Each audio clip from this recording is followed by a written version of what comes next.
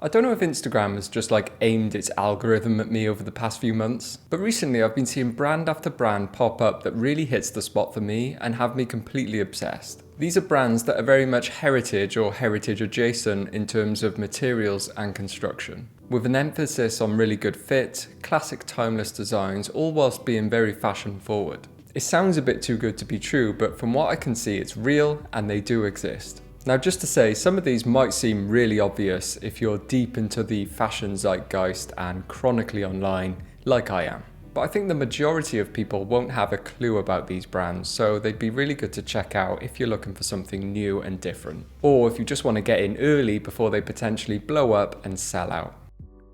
I'll start with the brand that was kind of the inspiration for this whole video really, Buck Mason. Buck Mason feel like they've just come out of nowhere recently. And that's because they kind of did. Although they've been around since 2013, in 2023 they bought their own actual knitting mill in Pennsylvania that had shut down after 100 years of service. And they brought back all the staff who had otherwise lost their jobs. And I feel like this really took their business to the next level.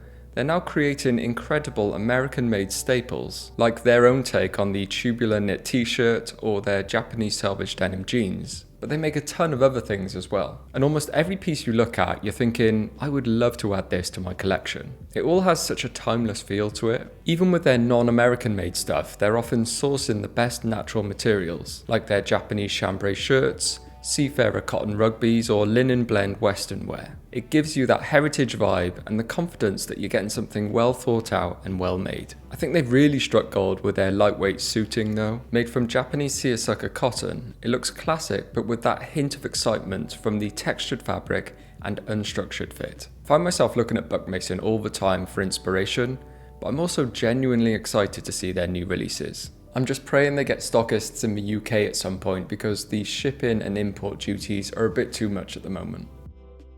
Next up is one of the most unique brands out there at the moment, in my opinion, Brut Archives. This is one of those brands that is very well known and obvious to a lot of people in the fashion space, but I guarantee almost no one you know in real life will have heard of them. If I'm not mistaken, I believe they started off as, and still are to some extent, a vintage clothing shop in Paris. They curated vintage pieces for professionals to use as references. But in 2020, Brut started their own line, and it kind of took over the fashion space. My first exposure to them was their take on the classic Carhartt Detroit jacket, but unlike a lot of brands who just do a copy-paste of the Carhartt jacket and then slap their own label on, Brut actually put their own spin on it, adding an additional chest pocket, as well as angling them to give a more aggressive look. They also played heavily into the cropped cut look, while keeping it functional. Brut were also making their own version of the fireman coat well before it became trendy again. And they have some incredible spring summer pieces out now, like the chambray jacket and double pleated pants. You can tell they have a deep knowledge and experience of archival pieces, and have put all of that into their collections. Every piece has a substantial look to it, and I think they've done really well to set themselves apart in a very competitive space. Next up is a brand that has definitely been around for a while, but their name has only just started popping up everywhere. It's Spier and Mackay, who are a Canadian brand, but they ship worldwide. They kind of remind me of Buck Mason actually, with that focus on classic and well-made pieces made of natural materials, except their pricing is much lower. And that's their whole value proposition really. They don't hide from the fact that they rely on imported goods to keep their pricing affordable. You hear and see a lot of brands talking about making good quality clothes available at decent pricing. But Spier and Mackay are one of the few who seem to actually do it correct. They don't seem to cut corners, their pieces have well considered fits with a great range of sizing options as well. And they seem to source highly regarded materials from around the globe. Their Italian linen shorts look and sound particularly nice. They also have an entire made-to-order section from suits and shirts to trousers and outerwear, which a lot of people seem to rate really highly. Unfortunately, like a lot of things these days, shipping and import taxes really restrict anyone outside of Canada and the US to shop at Spier and Mackay. But if I could, I feel like this would be one of my go-to stores next to places like Uniqlo, because their pricing is just so good.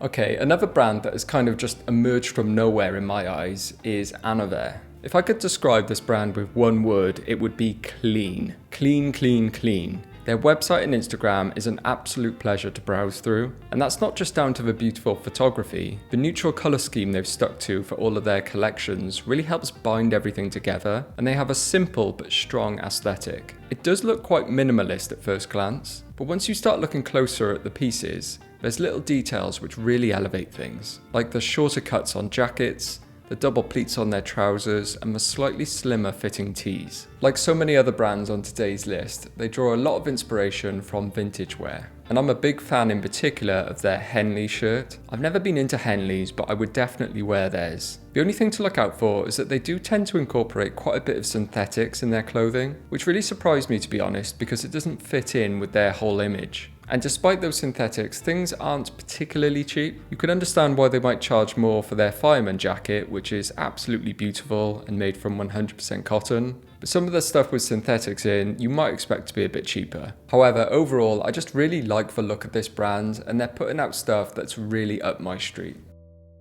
Alright, last up, these guys definitely aren't new, but they're new to me. It's the German brand A KoG. They already have a solid following, and they've done big collabs in the past with brands like Adidas, but I don't seem to hear them get talked about much, so I think they might still be a bit underrated. They're definitely one of the most contemporary and out there brands in terms of design in today's video. They offer a lot more colours and loud patterns, as well as some low-key stuff as well, of course, but still keeping to that same theme as most of the other stuff today, with a huge focus on quality materials. I see a lot of wool, linen and Japanese cotton in their pieces. One of the really unique things about A KoG is that they release collections each year that are inspired by a certain country or location, like their Georgia collection in 2021, their Iceland collection in 2024, or their current Amalfi Coast collection for Spring-Summer 2025, which looks absolutely incredible, by the way. They also branch out to shoes, accessories and homeware as well. Everything they do seems to be in really good taste. You can tell they have a very gifted artistic team.